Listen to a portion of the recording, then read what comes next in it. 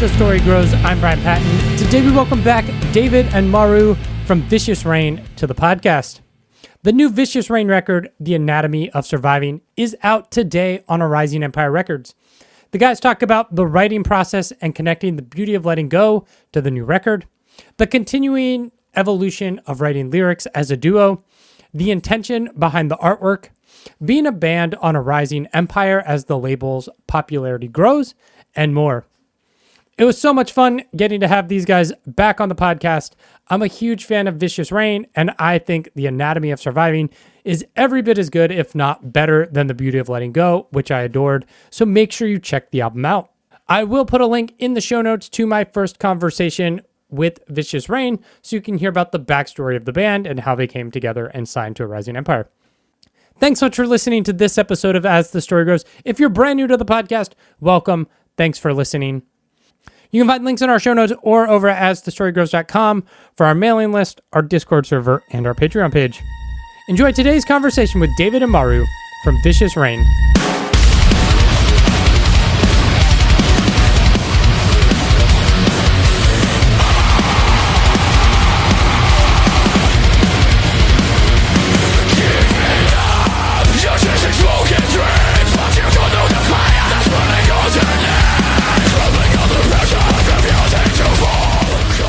I'm curious about when the writing process for this new record kind of started, because, I know from talking to a lot of Rising Empire bands, that promo time is so long. It seems to have shortened over the last year or so, that's another question. But when did the writing process for this new album start?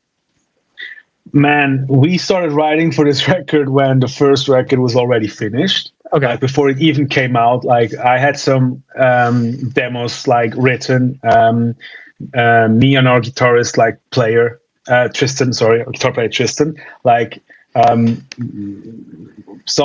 we had this period after the first record was done where we would see each other all week and just do a songwriting session, just to gather some ideas and stuff. But I wouldn't say there was one specific event or particular period that triggered the writing of this record. Yeah. And we actually struggled a bit in the beginning before things really started moving, because we were experimenting with new guitar tones, different keys, different tunings and stuff. And once we got everything figured out, it just flowed, man. Yeah. Was there? I kind of love how this record starts with a reprise of The Beauty of Letting Go on the title track. The Beauty of Letting Go, closing song of the last record, is the name of the record. Anatomy of Survival, first song on this record. It's a cool kind of yin and yang. Although I was thinking about it, I was like, most people would probably release Anatomy of Surviving and then The Beauty of Letting Go as a growth, that this is not a de-evolution, but kind of a different perspective on it. At what point did you kind of decide that as a theme, and what led to that reprise to kick off the record? Man, you go ahead, Dave. No, I don't think we really. It wasn't really a conscious decision at the beginning, because, like Mauro said, we just started writing, and we at the time we didn't really know that we were going through what we were writing about. Well, because you just we write songs about our life, our experiences, and I guess it would come naturally that it would be themes and stuff that happens to us. But we weren't really. It wasn't really a conscious decision to write about specific feelings and or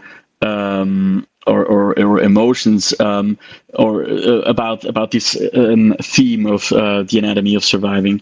It was just at the end that all came together, basically when we recorded the last two songs, right, Mauro? Yeah. That everything just fell into place, and Mauro came up with the name. And he actually he had the idea for the name way before right? Do I get this? Did I get it right? Yeah, I think, like I had the name, like the Anatomy of Surviving, like on my phone for like 3 months before we started recording the last 2 songs. I think I just pitched it to you. I just wanted to say it to someone in the band, just hey, this could be the potential name of the record. But like David said, like the record and the theme and everything, it just suddenly all made sense. Like especially lyrically, like I realized we had been writing very subconsciously about things that by the time the album was finished had become very relevant and personal to me or to us. And while we were in the studio, we wanted to get an intro for the record, not just start with a normal song. We wanted an intro that kind of sets the mood for the record. And I don't even know which one of us like had the idea to recycle the lyrics, but you know how it is. Sometimes you're in the studio and throwing ideas around, and then like someone comes up with something, you're like, oh my god, this is the greatest idea ever. And I'm very happy that you picked that up. That the record starts with like quoting "There's beauty, let it go," or like questioning the last record. Yeah. So that makes me very happy you caught that, man. Oh yeah, I mean that opening track is so interesting because it's like the vibe is so different, right? You tap into that R&B like side that is metalcore nowadays, and then when that lyric dropped, I was like, "Oh shit!" Like, sick. I see what's going down here, which is cool. When talking about like the musical evolution, did playing live outside of just wanting to be faster, harder, more audio or more audience participation, were you able to be like, okay, because of technology or whatever, we can have a freedom to try different musical things that's not just like, standard metalcore stuff? Yeah, man, of course. Like we always try to, even if it's if we're talking about gear and stuff and possibilities, we're always trying to improve our set and improve our gear and stuff. And like playing live definitely helped us, just figuring out that we as a band, like what we enjoy playing live and what not. And going into the writing of this record, we were also like, we don't want to like put ourselves in a box and be like, oh no, we don't want to do this because it's not metal or it's not metalcore stuff or what, you name it. We just like, we try to just be like natural with it. If someone has an idea or if someone comes up with something that is not like, doesn't tick the box, maybe it's cool. Let's just try and do it. I mean, we even have like, I want to spoil it, but in Gods of Glass and Wire, we have like a bit of a reggaeton vibey, with a drum,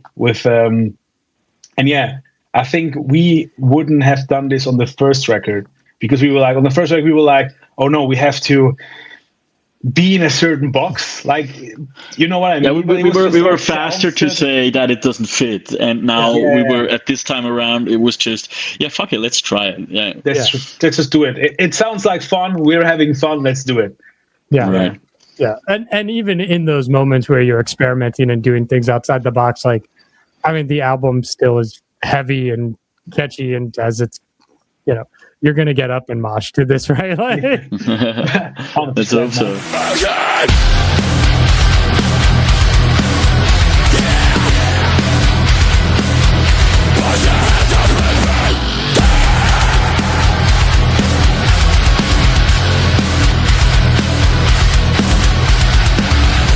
Are you two both still collaborating on the lyrics for this record? Yeah, and most of the time, how we operate is like we write on each own, like individually, and then we will like coming together to record and write the vocals to it, which is like talk about what we've written, so the other person like gets a hint of what the song is about, that we talk about the song and stuff, and then I would say it's of a collaboration on every song. And we always like sometimes we're too picky on words, sometimes I'm like, man, this word, I don't know, you know. Sometimes we really just stuck because because I've got a word that I really want to use, and Mauro hates it, and he comes up with, well, let's instead of that, let's just do this, and I'm like, no, I hate this, it's horrible, and then we're just like, we have to come up with something else, because it's just sometimes certain words just are icky for us, and well said. Is it easier writing? Was it easier finding the words for this record in English because this was the second one, and maybe you're more comfortable knowing phrasings or things? I think so. I think of course, it's also because we are more experienced and more comfortable writing together. I think it's just like a mix of everything, really. Yeah. And even like working with a producer, like sometimes we're very like in our heads with stuff. We're like, oh no, we have to get the perfect word for this, and he's like, dude, like let's just go with like this word. It sounds great, you know. And he levels us so that we're like not overthinking too much on things that probably don't matter that much, you know. Right. So right. I'm just thinking about like knock loose being like arf arf, and it's like that's not a clever lyric. It's the greatest thing ever. Right. Yeah. To be honest. Yeah. What types of things were you pulling from as you were writing this record, like lyrically? I think for this one, just like we mentioned before, like we were just like writing about life and experiences, I guess. At the same time, what we really wanted to do on this record was to be on the more aggressive side of things. So I guess it comes naturally that we write about like grimmier feelings or heavier stuff. So yeah, I think it was a mix of both, really. Like we didn't really have an intention on what we wanted to write about while we were doing it. But yeah. And in the end, like when we had like almost the whole record finished, we were like, listening to the songs, looking at the lyrics, and we're like, oh shit, like we have just written a record about just feelings, like surviving, like the feeling of surviving things. Yeah. So everything came naturally together, and we didn't like intend it at all. So yeah. And at the same time, it's really cool because it's like the next chapter of like it really continues on what comes after the feeling of letting go. Because we with the last record we tried to convey like that there's good that comes from it, like the saying like one door closes, one door opens up, but that's easier like said than done. And I think this record really is about dealing with what comes after, like dealing with what comes after you let go. Yeah. In the same vein, the artwork for Beauty of Letting Go is this light blue. It's very airy. This is like a dark red with the snakes on it. Who came up with the album concept, and was it kind of intentional to have it like contrast the first record so starkly? I think Mauro had this cool idea about like about the snakes, like in that they shape a butterfly. Because with the I think you can tell it the story better, Mauro. But correct me if I'm wrong. But I think it was because of the first song that we've written off this record, that was IKIGAI, and the first single we released.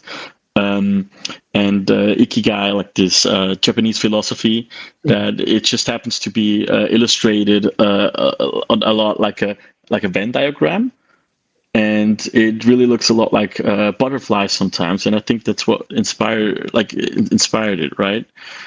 Yeah, man. Like I had this vision or the idea that even if we're writing about like negative or grimy feelings, we're like, we still, or I still, like, we want to convey that there's something, it has to be something good after it. Like you're feeling all these feelings, and you're like reflecting, and you're working on yourself to become something better, to become better. So we wanted to the new artwork to be a bit darker, like aggressive with the red and snakes. But if you look at it like from a view, you'll see the butterfly, like they're forming a butterfly. So it's I'd say a hidden message that after everything bad like is done and happens, there is still something that could be good afterwards. So yeah.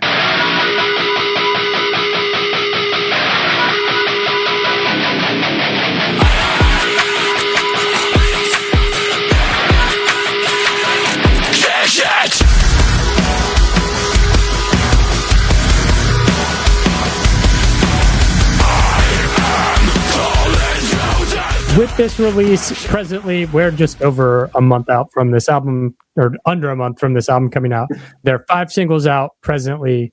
When Beauty came out, 9 out of the 10 tracks were singles on that album. Almost, yeah. Yeah, I know when I talked to Joel from Aviana, they kind of did the same thing where they released less tracks, and he said that was something he had requested from the label. Is that just a shift in philosophy from the label with promoting, or is that something as a band where you were like, we would like to not release as many songs before the album?